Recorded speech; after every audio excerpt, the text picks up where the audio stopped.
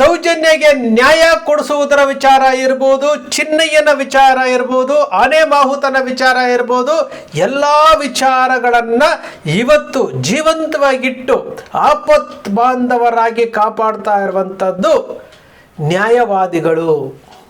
ನಾನು ಪದೇ ಪದೇ ಹೇಳ್ತಾ ಇರ್ತೀನಿ, ಬಾಲನ್ನವರು ಶ್ರೀಕೃಷ್ಣ ಪರಮಾತ್ಮನ ಅವತಾರದಲ್ಲಿ ಬಂದಿದ್ದಾರೆ. ಎಂ.ಆರ್. ಬಾಲಕೃಷ್ಣ ಅವರು ಈ ಕೇಸನ್ನು ಯಾವ ರೀತಿಯಾಗಿ ಜಾಗೃತಿಯಿಂದ ನಡೆಸ್ಕೊಂಡು ಹೋಗ್ತಾ ಇದ್ದಾರೆ. ಅದೇ ರೀತಿ ಮೋಹಿತ್ ಅವರು, ಈಗ ಅಕ್ಷತಾ ಶೆಟ್ಟಿ ಅವರು ಸಹ ಈ ಹೋರಾಟದಲ್ಲಿ ಜೀವವನ್ನು ತುಂಬುತ್ತಾ ಇದ್ದಾರೆ. ಸ್ನೇಹಿತರೆ, ಕಳೆದ ವರ್ಷ ಸಮೀರ್ ಮಾಡಿದಂತಹ ಒಂದು ವಿಡಿಯೋ ಕರ್ನಾಟಕ ಮಾತ್ರ ಅಲ್ಲ, ಭಾರತ ಮಾತ್ರ ಅಲ್ಲ, ವಿದೇಶದಲ್ಲೂ ಸಹ ಅಲ್ಲೋಲ ಕಲ್ಲೋಲ ಸೃಷ್ಟಿ ಮಾಡಿತ್ತು. ಸಮೀರ್ನ ಒಂದು ವಿಡಿಯೋ ಆ ಸತ್ಯವನ್ನು ಕಳಿಸ್ಕೊಳ್ಳಾಗದೆ ಸಮೀರ್ನ ಮೇಲೆ FIRಗಳು ದಾಖಲಾಗುತ್ತೆ. ಬಳ್ಳಾರಿಯಲ್ಲಿ FIR ದಾಖಲಾಗುತ್ತೆ, ಬೆಂಗಳೂರಿನಲ್ಲಿ ಅವನ ಮನೆ ಮೇಲೆ ದಾಳಿ ಆಗುತ್ತೆ, ಬೆಳ್ತಂಗಡಿ ತಾಲೂಕಿನಲ್ಲಿ ಸೋಮೋಟ ಕೇಸ್ ದಾಖಲಾಗುತ್ತೆ. ಸಮೀರ್ ಏನೋ ಮಹಾ ಅಪರಾಧ ಮಾಡಿಬಿಟ್ಟ ಅಂತೇಳಿ ಸೋಮೋಟ ಕೇಸ್ ದಾಖಲಾಗುತ್ತೆ. ಆ ಕೇಸಿನ ವಿಚಾರಣೆ ನಿನ್ನೆಯ ದಿವಸ ಹೈಕೋರ್ಟ್ನಲ್ಲಿ ನಡೆಯುತ್ತೆ 1 ವರ್ಷದ ನಂತರ. ಸಮೀರ್ನ ಪರವಾಗಿ ಅಕ್ಷತಾ ಶೆಟ್ಟಿ ಅವರು ವಾದ ಮಂಡಿಸ್ತಾರೆ. ಪೊಲೀಸ್ ಇನ್ಸ್ಪೆಕ್ಟರ್ ಸ್ಟೇಷನ್ಗೆ ಬರ್ತಾರಂತೆ, ಮೊಬೈಲ್ ಆನ್ ಮಾಡ್ತಾರಂತೆ, ಯೂಟ್ಯೂಬ್ನಲ್ಲಿ ಸಮೀರ್ ವಿಡಿಯೋ ಬರುತ್ತಂತೆ. ಸಮೀರ್ ವಿಡಿಯೋ ನೋಡಿದ ತಕ್ಷಣ ಸಾರ್ವಜನಿಕರಲ್ಲಿ ಡಿಸ್ಟರ್ಬ್ ಆಗುತ್ತೆ ಅಂತೇಳಿ ಸೋಮೋಟ ಕೇಸ್ ದಾಖಲು ಮಾಡಿದ್ದಾರೆ ಅಂತೇಳಿ FIR ಇದೆ ಅಂತೇಳಿ ಸಮೀರ್ನ ಪರವಾದಂತಹ ವಕೀಲರು ಅಕ್ಷತಾ ಶೆಟ್ಟಿ ಅವರು ವಾದ ಮಂಡಿಸ್ತಾರೆ. 23 ನಿಮಿಷದ ವಿಡಿಯೋದ ಬಗ್ಗೆ ಉಲ್ಲೇಖ ಮಾಡ್ತಾರೆ. ಸರ್ಕಾರ ಪರ ವಕೀಲರು ಸಹ 23 ನಿಮಿಷ ವಿಡಿಯೋ ಬಗ್ಗೆ ಮಾತನಾಡ್ತಾರೆ. ನ್ಯಾಯಾಧೀಶರು ಹೇಳ್ತಾರೆ ಪೂರ್ತಿ ವಿಡಿಯೋ ನೋಡ್ಕೊಂಡು ಬನ್ನಿ ಅಂತ ಹೇಳ್ತಾರೆ.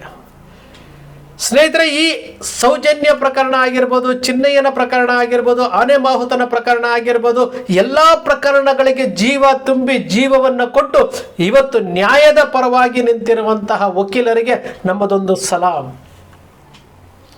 ಹೋರಾಟ ನೆಲ ಕಚ್ಚೇ ಬಿಡ್ತು. ಹೋರಾಟಗಾರರನ್ನ ಆತ್ಮಸ್ಥೈರ್ಯ ತುಂಬಿ ಕುಗ್ಗಿಸುವಂತಹ ಕೆಲಸ ಮಾಡಬೇಕು. ಅವರ ಮೇಲೆ ಇಲ್ಲ ಸಲ್ಲದ ಕೇಸುಗಳನ್ನು ಹಾಕಿ ಮಹೇಶ್ ಶೆಟ್ಟಿ ತಿಮ್ರೋಡಿ ಅವರನ್ನ ಗಡಿಪಾರಿಗೆ ಏನು ಆದೇಶ ಮಾಡುವ ಮಟ್ಟಿಗೆ ಬಂತು. ಗಿರೀಶ್ ಮಟ್ಟಣ್ಣ, ಜಯಂತ್ ಇವರ ಮೇಲೆಲ್ಲನೂ SIT ಅವರು ಚಾರ್ಜ್ ಶೀಟ್ ಸಲ್ಲಿಸ್ಬಿಟ್ರು. ಆ ರೀತಿ ಈ ರೀತಿ ಅಂತೇಳಿ ಬಹಳಷ್ಟು ಕೇಸುಗಳು ದಾಖಲಾಗ್ತಾ ಹೋಗ್ತು. ಇದು ಯಾವುದೂ ಸಹ ಅಂತಿಮವಾದಂತಹ ಗುರಿಯನ್ನು ತಲುಪಿಸಲಿಕ್ಕೆ ಅವ್ರ ಕೈಯಲ್ಲಾಗಲಿಲ್ಲ, ವಿರೋಧಿಗಳ ಕೈಯಲ್ಲಿ ಆಗಲಿಲ್ಲ. ಚಾರ್ಜ್ ಶೀಟ್ ಆಗೇ ಹೋಯಿತು. ಸೌಜನ್ಯ ಪರ ಹೋರಾಟಗಾರರ ಮೇಲೆ ಚಾರ್ಜ್ ಶೀಟ್ ಆಗೋಯ್ತು, ಅರೆಸ್ಟ್ ಆಗ್ತಾರೆ ಅಂತೇಳಿ ಬ್ರೇಕಿಂಗ್ ನ್ಯೂಸ್ ಕೊಟ್ಟಂತಹ ಮೀಡಿಯಾಗಳು. ಬಾಲನ್ನವರು, ನಾನು ಪದೇ ಪದೇ ಹೇಳ್ತಾ ಇದ್ದೀನಿ, ಈ ಹೋರಾಟಕ್ಕೆ ನ್ಯಾಯವನ್ನು ಒದಗಿಸಿಕೊಡ್ತಾ ಇರುವಂಥದ್ದು ಪ್ರಾಮಾಣಿಕವಾದಂತಹ ನ್ಯಾಯವಾದಿಗಳು. ಬಾಲನ್ನವ್ರನ್ನ ಶ್ರೀಕೃಷ್ಣ ಪರಮಾತ್ಮ ಅಂತ ಹೇಳ್ತೇನೆ. ಸಂಭವಾಮಿ ಯುಗೆ ಯುಗೆ, ಧರ್ಮ ಗೆಲ್ಲಬೇಕು. ಅಧರ್ಮ ಹೆಚ್ಚಾದಾಗ ಧರ್ಮ ಸಂಸ್ಥಾಪನೆಗೋಸ್ಕರ ಶ್ರೀಕೃಷ್ಣ ಪರಮಾತ್ಮ ಹಲವಾರು ಅವತಾರಗಳನ್ನು ಎತ್ತಿದ್ದಾನೆ, ದಶಾವತಾರಗಳನ್ನು ಎತ್ತಿದ್ದಾನೆ. ಈ ಸೌಜನ್ಯ ಪ್ರಕರಣದಲ್ಲಿ, ಇಲ್ಲಿ ಆಗಿರುವಂತಹ ಬುರುಡೆ ಪ್ರಕರಣದಲ್ಲಿ ಸತ್ಯ ಗೆಲ್ಲಬೇಕಾ ಅಂತಂದರೆ ಬಾಲನ್ನಂಥವರು ಅವರು ಇವತ್ತು ಜೀವವನ್ನು ತುಂಬುತ್ತಾ ಇದ್ದಾರೆ, ಜೀವವನ್ನು ನೀಡ್ತಾ ಇದ್ದಾರೆ, ಅಭಯವನ್ನು ನೀಡ್ತಾ ಇದ್ದಾರೆ. ನ್ಯಾಯಯುತವಾಗಿ ನ್ಯಾಯಾಲಯಗಳಲ್ಲಿ ವಾದ ಮಂಡಿಸ್ತಾ ಇದ್ದಾರೆ.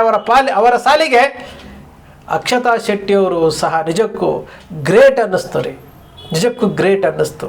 ನ್ಯಾಯದ ಪರವಾಗಿ ಧ್ವನಿ ಎತ್ತುತ್ತಾ ಇದ್ದಾರಲ್ಲ, ಗ್ರೇಟ್ ಅನ್ನಿಸ್ತು.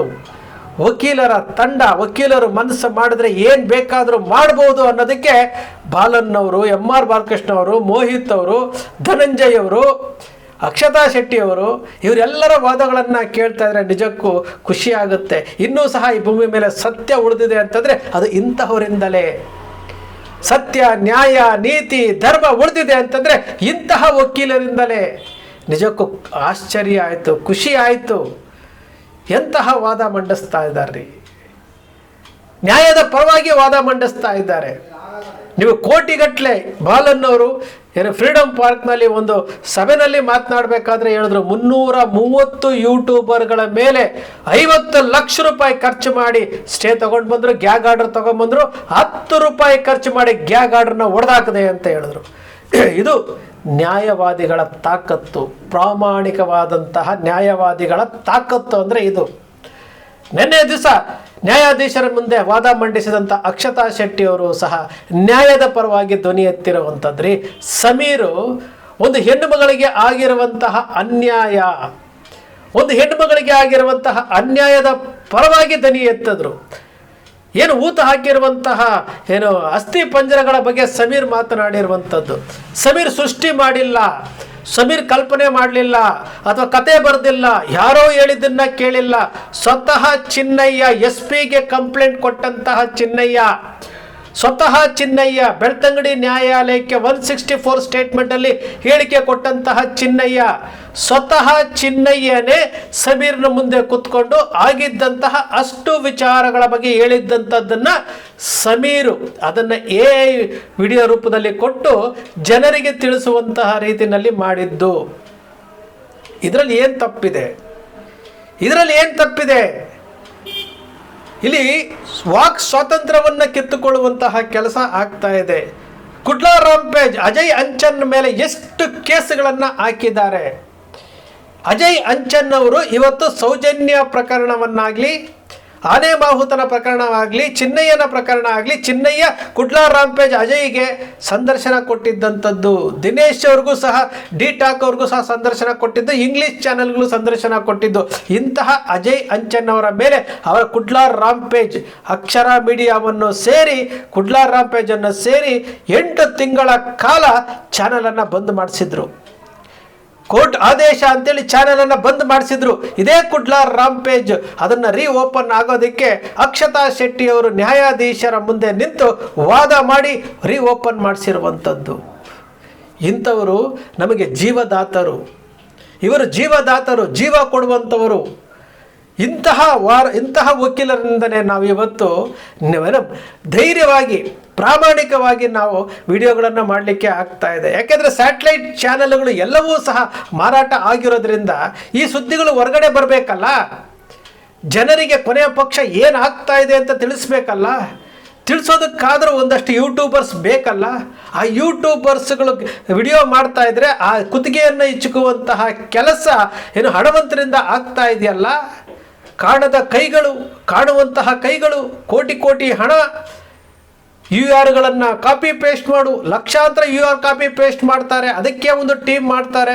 ಯಾರು ಏನು ಮಾತನಾಡ್ತಾರೆ ಪ್ರತಿಯೊಂದು ಮಾತನ್ನು ಅಬ್ಸರ್ವ್ ಮಾಡ್ತಾರೆ, ಆ ಮಾತನ್ನು ಬರ್ಕೊಳ್ತಾರೆ, ಟೈಪ್ ಮಾಡ್ಕೊಳ್ತಾರೆ, ಅದು UR ಕಾಪಿ ಮಾಡ್ಕೊಳ್ತಾರೆ, ಒಂದು ಫೈಲ್ ಮಾಡ್ತಾರೆ. ಫೈಲ್ ಮಾಡಿ ಅದನ್ನು ಏನಾದರೂ ತಪ್ಪು ಸಿಕ್ತು ಅಂತಂದರೆ ಕೋರ್ಟ್ಗೆ ಹಾಕ್ತಾರೆ. ಅಲ್ಲಿ ಇವೆಲ್ಲವನ್ನೂ ಮಾಡಬೇಕಾದ್ರೆ ಇದನ್ನೆಲ್ಲವನ್ನು ದಾಟಿ ಈ ಹೋರಾಟದ ವಿಚಾರಗಳನ್ನು ಜನರ ಮುಂದೆ ತಿಳಿಸಬೇಕು, ಜೀವಂತವಾಗಿಡಬೇಕು ಅಂತೇಳಿ ಅಜಯ್ ಅಂಚನ್ ಕುಡ್ಲಾ ರಾಂಪೇಜ್ ಅಂತಹ ಯೂಟ್ಯೂಬರ್ಸ್ಗಳು ಇವತ್ತು ಜೀವ ತುಂಬಿದಾರಲ್ವಾ. ಯುನೈಟೆಡ್ ಮೀಡಿಯಾ ಅಭಿ ಅಂತವರು ಜೀವ ತುಂಬಿದಾರಲ್ಲ, ಜನತಾ ಏಜೆಂಟ್ ಅಂತವ್ರು, ಸಂಚಾರಿ ಸ್ಟುಡಿಯೋ ಅವರೆಲ್ಲ ಜೀವ ತುಂಬಿದಾರಲ್ಲ. ಇಂಥವರಿಗೆ ಬೆನ್ನೆಲುಬಾಗಿ ನಿಂತು ನಿಮ್ಮ ಜೊತೆ ನಾವಿದ್ದೀವಿ ಅಂತೇಳಿ ಬಾಲನ್ನಂತಹ ವಕೀಲರು, ಬಾಲಕೃಷ್ಣ ಅಂತ ವಕೀಲರು, ಮೋಹಿತ್ ಅಂತ ವಕೀಲರು, ಅಕ್ಷತಾ ಶೆಟ್ಟಿ ಅಂತ ವಕೀಲರು ಇವತ್ತು ನಿಂತಿರೋದ್ರಿಂದಲೇ ಅವರಿಗೂ ಸಹ ಧೈರ್ಯ ಇದೆ, ನಮ್ಮಂಥವ್ರಿಗೂ ಸಹ ಧೈರ್ಯ ಇದೆ. ನಾವು ಸತ್ಯದ ಪರವಾಗಿ ಮಾತನಾಡ್ತಾ ಇದ್ದೀವಿ, ಅನ್ಯಾಯದ ಪರವಾಗಿ ಮಾತನಾಡ್ತಾ ಇಲ್ಲ. ಸೌಜನ್ಯ ಯಾರು ಅಂತ ನಮಗೆ ಗೊತ್ತೇ ಇಲ್ಲ. ಸೌಜನ್ಯ ಒಬ್ಬ ಹೆಣ್ಣು ಮಗಳಿಗೆ ಅನ್ಯಾಯ ಆಗಿದೆ. ಆನೆ ಮಾಹುತನ ಜೋಡಿ ಇದಕ್ಕೆ ಅನ್ಯಾಯ ಆಗಿದೆ. ಚಿನ್ನಯ್ಯ ಊತ ಹಾಕಿರುವಂತಹ 3 ಅಸ್ಥಿ ಪಂಜರಗಳು ಸಿಕ್ಕಿದೆ. ಬಂಗ್ಲೆಗುಡ್ಡದಲ್ಲಿ ಸಿಕ್ಕಿರುವಂತಹ ಮೂಳೆಗಳು ಯಾರು ಜೀವ ಕಳ್ಕೊಂಡಿದ್ದಾರೆ, ಇದಕ್ಕೆ ನ್ಯಾಯ ಸಿಗಬೇಕು ಅಂತ ಹೇಳ್ಬಿಟ್ಟು ಹೋರಾಟ ಮಾಡ್ತಾ ಇರುವಂತಹ ಹೋರಾಟಗಾರರ ಜೊತೆಯಲ್ಲಿ ಧ್ವನಿಯಾಗಿ ಇರುವಂತಹ ಯೂಟ್ಯೂಬರ್ಸ್ಗಳಿಗೆ ಜೀವ ಕೊಡ್ತಾ ಇರುವಂತಹ ಅಕ್ಷತಾ ಶೆಟ್ಟಿ ಎಂಬ ವಕೀಲರುಗಳು, ಇಂತಹ ವಕೀಲರುಗಳು ತೆರೆಮರೆಯಲ್ಲಿ ಭಾಳಷ್ಟು ಜನ ಕೆಲಸ ಮಾಡ್ತಾ ಇದ್ದಾರೆ. ಅಕ್ಷತಾ ಶೆಟ್ಟಿಯವರು ವಾದ ಮಾಡ್ತಾ ಇರುವಂತಹ ಮಾತುಗಳನ್ನು ಕೇಳಿದಾಗ ನಿಜಕ್ಕೂ ಹೆಮ್ಮೆ ಅನಿಸುತ್ತೆ, ಭಾಳ ಖುಷಿ ಆಯಿತು. ಇಂಥವರು ನಿಜಕ್ಕೂ 100 ಕಾಲ ಇವರು ಸೇವೆ 100 ಕಾಲ ಬದುಕಬೇಕು. ಆ ದೇವರು ಇವರಿಗೆ ಐಶ್ವರ್ಯ ಕೊಡಬೇಕು. ಇಂತಹ ಪ್ರಾಮಾಣಿಕ ವಕೀಲರು ಇವತ್ತು ಸೌಜನ್ಯ ಹೋರಾಟದಲ್ಲಿ, ಚಿನ್ನಯ್ಯನ ವಿಚಾರದಲ್ಲಿ, ಆನೆ ಮಾಹುತನ ವಿಚಾರದಲ್ಲಿ ಇವರೆಲ್ಲರೂ ಸಹಕಾರ ಕೊಡ್ತಾ ಇರೋದ್ರಿಂದಲೇ ಇವತ್ತು ಸುಪ್ರೀಂ ಕೋರ್ಟಲ್ಲಿ ಸೌಜನ್ಯ ಪ್ರಕರಣ ಇವತ್ತು ಅಡ್ಮಿಟ್ ಆಗಿರುವಂಥದ್ದು. ಸುಪ್ರೀಂ ಕೋರ್ಟಲ್ಲೂ ಸಹ ಅಡ್ಮಿಟ್ ಆಗಿದೆ ಅಂತಂದರೆ ಇಲ್ಲಿ ಏನು ಸಿಟಿ ಸಿವಿಲ್ ಕೋರ್ಟಿಂದ ಹಿಡಿದು ಬೆಳ್ತಂಗಡಿ ಕೋರ್ಟಿಂದ ಹಿಡಿದು ಹೈಕೋರ್ಟಿಂದ ಹಿಡಿದು ಸುಪ್ರೀಂ ಕೋರ್ಟ್ವರೆಗೂ ಸಹ ಸೌಜನ್ಯಗೆ ನ್ಯಾಯಕ್ಕೋಸ್ಕರವಾಗಿ ನ್ಯಾಯದ ಪರವಾಗಿ ಧ್ವನಿ ಎತ್ತುವಂತಹ ವಕೀಲರ ತಂಡ ಇದೆ ಅಂತಂದರೆ ಹೆಮ್ಮೆ ಪಡಬೇಕ್ರಿ. ಪ್ರಾಮಾಣಿಕ ನ್ಯಾಯವಾದಿಗಳಿದ್ದಾರೆ ಅಂದರೆ ಹೆಮ್ಮೆ ಪಡಬೇಕು. ಅಕ್ಷತಾ ಶೆಟ್ಟಿ ಅವರು ನಿನ್ನೆ ವಾದವನ್ನು ಕೇಳಿದಾಗ ಭಾಳ ಖುಷಿ ಆಯಿತು. ಅವ್ರ ಜೊತೆ ನಾನು ನೇರವಾಗಿ ಮಾತನಾಡಿದ್ದೇವೆ. ನನ್ನ ಚಾನಲನ್ನು ಬ್ಲ್ಯಾಕ್ ಆದಾಗ ವಿಚಾರಣೆಗೆ ಬಂದಾಗ ಹೈಕೋರ್ಟ್ನಲ್ಲಿ ಅವರ ಮುಖಾಮುಖಿ ಭೇಟಿಯಾಗಿ ನಾವು ಚರ್ಚೆ ಮಾಡಿದ್ದೇವೆ. ನಿನ್ನೆ ಅವ್ರ ವಾದವನ್ನು ಕೇಳಿದಾಗ ಬಹಳ ಖುಷಿ ಆಗಿದ್ದೆ. ಏನಂತಂದರೆ ಆ ದುರ್ಗಾ ಮಾತೆ ಎಂತೆಂಥವರಿಗೆ ಶಕ್ತಿ ಕೊಡ್ತಾರೆ, ಎಂತೆಂತಹ ರೂಪದಲ್ಲಿ ಬರ್ತಾರೆ. ನಾನು ಹಿಂದೆನೂ ಹೇಳಿದ್ದೆ, ಪ್ರಸನ್ನ ರವಿ ಅವರು ಈ ಹೋರಾಟದಲ್ಲಿ ಎಷ್ಟೆಲ್ಲ ಅಪಮಾನಗಳನ್ನು ಅನುಭವಿಸಿದ್ರು. ಇದೇ ರಾಕೇಶ್ ಶೆಟ್ಟಿ ಕಾರ್ಕಳದ ವೇದಿಕೆ ಮೇಲೆ ಕಾಮಾಟಿಪುರದ ಕಾಮಾಕ್ಷಿ ಎಂದ ವ್ಯಂಗ್ಯವಾಗಿ ಮಾತಾಡಿದ್ರು. ರೇಪಿಸ್ಟ್ ಕಾಮಾಕ್ಷಿ ಅಂತ ಪವರ್ ಟಿವಿಯಲ್ಲಿ ಹೇಳಿದ್ರು. ಎಷ್ಟೆಲ್ಲ ನೋವುಗಳನ್ನು ಕೊಟ್ಟರು. ಜನಜಾಗೃತಿ ಸಭೆಗಳಲ್ಲಿ ಆ ಸೌಜನ್ಯಗೆ ನ್ಯಾಯ ಸಿಗಬೇಕು ಅಂತ ಮಾತಾಡಿದ್ರು. ದಸರಾನಲ್ಲಿ ನವರಾತ್ರಿನಲ್ಲಿ ಸೌಜನ್ಯದ ಟ್ಯಾಬ್ಲೋಗಳನ್ನು ಇಟ್ಕೊಂಡು ಜನರ ಮುಂದೆ ಟ್ಯಾಬ್ಲೋವನ್ನು ಮುನ್ನಡೆಸಿದಂಥ ಪ್ರಸನ್ನ ರವಿಯಂತಹ ಹೆಣ್ಣು ಮಕ್ಕಳಿಗೆ ಆ ದುರ್ಗಾ ಮಾತೆ ಶಕ್ತಿಯನ್ನು ತುಂಬುತ್ತಾ ಇದ್ದಾರೆ. ಅಕ್ಷತಾ ಶೆಟ್ಟಿ ಅಂತ ವಕೀಲರಿಗೆ ಆ ದುರ್ಗಾ ಮಾತೆ ಶಕ್ತಿಯನ್ನು ತುಂಬುತ್ತಾ ಇದ್ದಾರೆ. ನಿಜಕ್ಕೂ ಅವರೆಲ್ಲರಿಗೂ ಸಹ ಕೈ ಮುಗಿದು ಕೇಳ್ಕೋಬೇಕು.